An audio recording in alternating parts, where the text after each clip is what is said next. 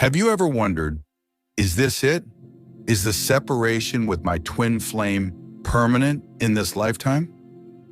If you're on the twin flame journey and feeling this ache in your soul, this is one of the hardest questions to ask, and an even harder one to answer. But let's talk about it openly and clearly. There are two main possibilities when it comes to permanent separation between twin flames in this lifetime. The first one is all about your free will. Yes, even in something as spiritually guided as a twin flame connection, you still have a choice. You might reach a point where you decide this path is just too heavy, too confusing, too painful. Or maybe you simply choose another direction for your healing and growth. That's your divine right. We are all sovereign beings, and just because a soul connection exists doesn't mean you're obligated to stay in it.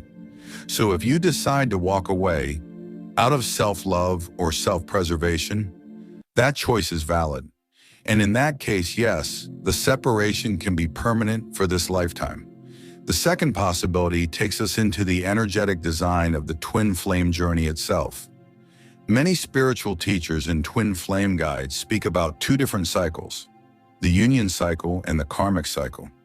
This is where it gets a little deeper. According to this belief, only a small portion of twin flames, some say less than 10%, are on the union timeline in any given incarnation.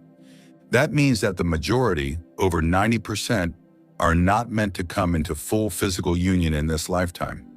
Instead, they are going through a karmic cycle, a phase of clearing, learning, and healing that prepares them for union in another lifetime. Sounds intense, right? But here's the thing.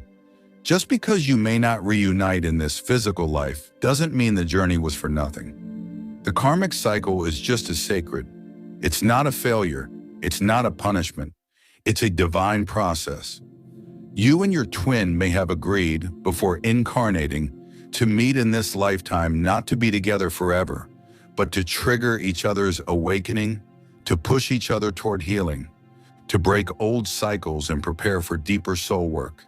Maybe for this life, maybe for the next. Some signs that you may be in a karmic twin flame cycle include: one or both of you is consistently unavailable or resistant to spiritual growth. You feel like you're doing all the inner work, but they remain stuck or completely detached. There's a pattern of abandonment, ghosting, or extreme emotional instability that doesn't shift over time. You're not just being challenged, you're being completely drained or harmed, and no healing or reconciliation seems to last.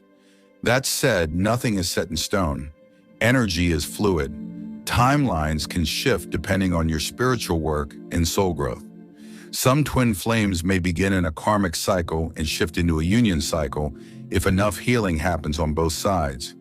But that transformation is rare and usually involves deep shadow work, letting go of expectations, and becoming whole within yourself. So how do you really know if the separation is permanent? You may never have a 100% clear answer.